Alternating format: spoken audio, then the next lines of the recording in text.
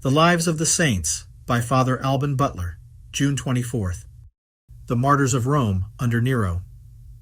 Tertullian observes that it was the honor of the Christian religion that Nero, the most avowed enemy to all virtue, was the first Roman emperor who declared against it a most bloody war. The sanctity and purity of the manners of the primitive Christians was a sufficient motive to stir up the rage of that monster, and he took the following occasion to draw his sword against them. The city of Rome had been set on fire, and had burned 9 days, from the 19th to the 28th of July, in the year 64, in which terrible conflagration, out of the 14 regions or quarters into which it was then divided, 3 were entirely laid in ashes, 7 of them were miserably defaced and filled with the ruins of half-burnt buildings, and only 4 entirely escaped this disaster.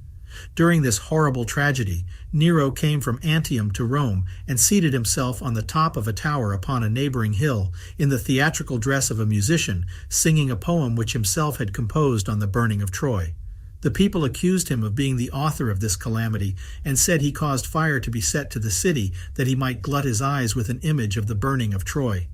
Tillemont, Crevier, and other judicious critics make no doubt, but he was the author of this calamity. Suetonius and Dion Cassius positively charge him with it. Tacitus indeed doubts whether the fire was owing to accident or to the wickedness of the prince, but by a circumstance which he mentions, it appears that the flame was at least kept up and spread for several days by the tyrant's orders, for several men hindered all that attempted to extinguish the fire, and increased it by throwing lighted torches among the houses, saying they were ordered so to do, in which, had they been private villains, they would not have been supported and backed, but brought to justice. Besides, when the fire had raged 7 days, and destroyed everything from the great circus, at the foot of Mount Palatine, to the further end of the Esquiliae, and had ceased for want of fuel, the buildings being in that place thrown down, it broke out again in Tigellinus's gardens, which place increased suspicion, and continued burning 2 days more.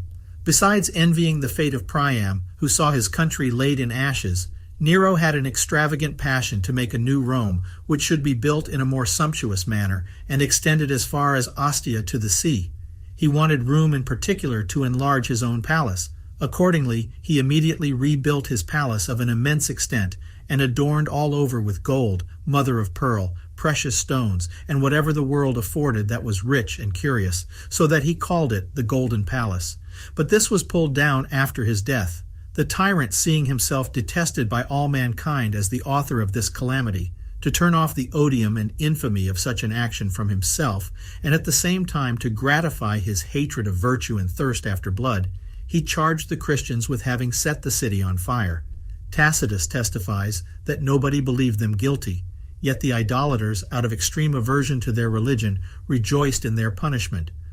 The Christians therefore were seized, treated as victims of the hatred of all mankind, insulted even in their torments and death, and made to serve for spectacles of diversion and scorn to the people. Some were clothed in the skins of wild beasts, and exposed to dogs to be torn to pieces. Others were hung on crosses set in rows, and many perished by flames, being burnt in the night time that their execution might serve for fires and light, says Tacitus. This is further illustrated by Seneca, Juvenal, and his commentator, who say that Nero punished the magicians, by which impious name they meant the Christians, causing them to be besmeared over with wax, pitch, and other combustible matter, with a sharp spike put under their chin to make them hold it upright in their torments, and thus to be burnt alive. Tacitus adds that Nero gave his own gardens to serve for a theater to this spectacle. The Roman Martyrology makes a general mention of all these martyrs on the 24th of June, styling them the disciples of the apostles,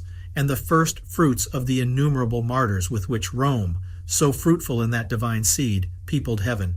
These suffered in the year 64, before the apostles, Saints Peter and Paul, who had pointed out the way to them by their holy instructions. After this commencement of the persecution, laws were made, and edicts published throughout the Roman Empire, which forbade the profession of the faith under the most cruel torments and death, as is mentioned by Sulpicius Severus, Orosius, and others. No sooner had the imperial laws commanded that there should be no Christians, but the Senate, the magistrates, the people of Rome, all the orders of the empire, and every city rose up against them, says Origen. Yet the people of God increased the more in number and strength the more they were oppressed, as the Jews in Egypt had done under Pharaoh.